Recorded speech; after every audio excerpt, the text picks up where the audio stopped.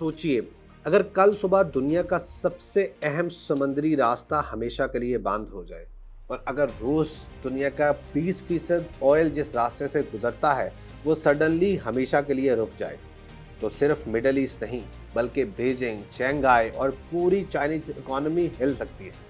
आज middle east में जो जंग भड़क रही है उसकी सबसे तेज लहरें शायद तेहरान या टेल अवीव में नहीं, बीजिंग में महसूस हो रही है। चाइना अभी तक इस जंग का डायरेक्ट हिस्सा नहीं बना, लेकिन सवाल ये है, अगर ये जंग लंबी हो गई तो क्या चाइना न्यूट्रल रह पाएगा? और सबसे बड़ा सवाल जो हर एक के ज़हनों में है, क्या चाइना वाकई ईरान का दोस्त है या सिर्फ एक स्ट्रेटेजिक पार्टनर?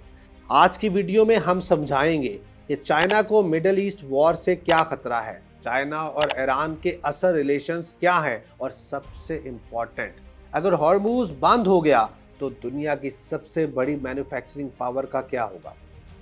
अभी तक चाइना ने मिडिल ईस्ट की जंग का डायरेक्ट झटका महसूस नहीं किया। बीजिंग के पास अभी भी महीनों के ऑयल रिजर्व्स मौजूद हैं और अगर जरूरत पड़ी तो चाइना के पास एक और ऑप्शन भी है और वो ऑप्शन है रशिया। लेकिन असली फिक्र शॉर्ट टर्म नहीं, लॉन्ग टर्म है, क्योंकि चाइना की इकोनॉमी सिर्फ फैक्ट्रीज पर नहीं चलती, उसे चलाती है एनर्जी, ट्रेड रूट्स और ग्लोबल स्टेबिलिटी, और ये तीनों चीजें इस वक्त डेंजर जोन में है। इस हफ्ते बीजिंग में कम्युनिस्ट पार्टी के हजारों डेलीगेट्स जमा हुए, जहां वो डिसाइड कर रहे हैं कि दुनिया की सेकंड लार्जेस्ट इकोनॉमी का फ्यूचर क्या होगा।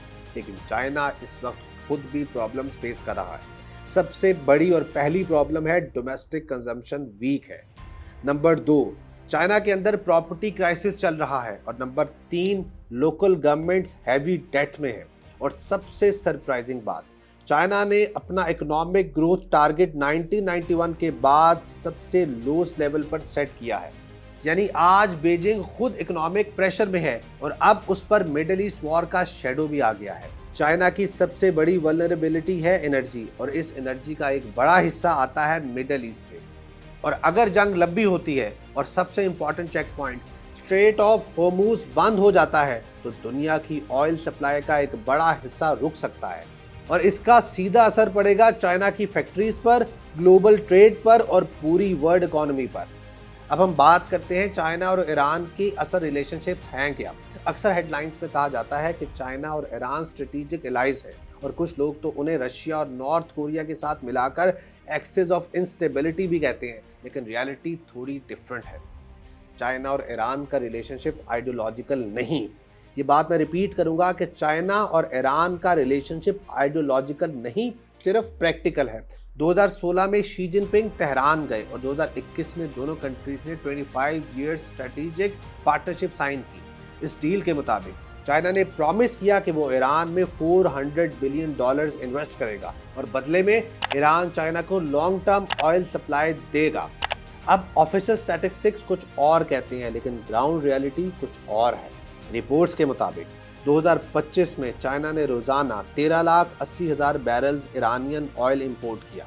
ये चाइना के टोटल ऑयल इंपोर्ट्स का 12% है। लेकिन इंटरेस्टिंग बात ये है, जो कि आम लोगों को नहीं पता, कि इस ऑयल को अक्सर मलेशियन ऑयल के लेबल के साथ शिप किया जाता है ताकि चाइना सैंक्शन से बच सके।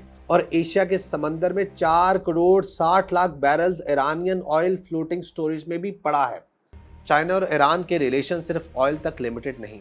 अमेरिका का कहना है कि चाइना ने ईरान को बैलिस्टिक मिसाइल्स प्रोग्राम में भी मदद की, ईरानियन इंजीनियर्स को ट्रेन किया, मिसाइल्स पार्ट सप्लाई किए, लेकिन बीजिंग इन तमाम इल्जामात को डिनाई करता है।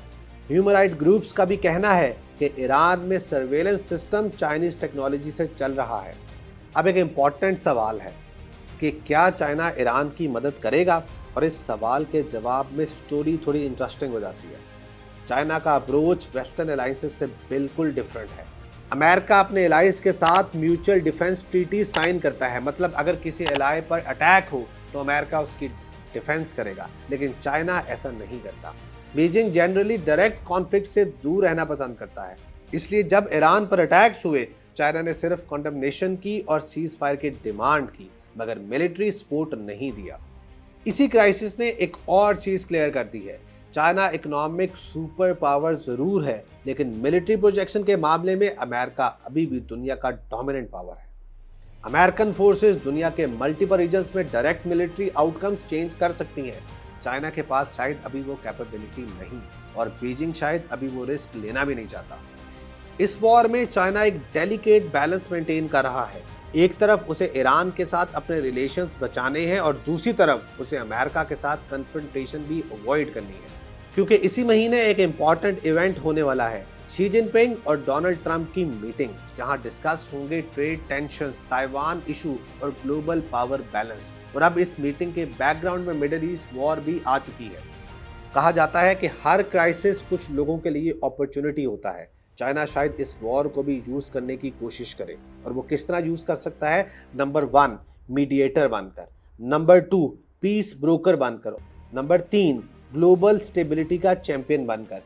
चाइनीज फॉरेन मिनिस्टर वैंग जी ऑलरेडी ओमान, फ्रांस के डिप्लोमेट से बात कर चुके हैं, और बीजिंग ने अनाउंस किया है कि वो मिडिल ईस्ट में स्पेशल एनवॉय भेजेगा। लेकिन असली सवाल अभी भी वही है।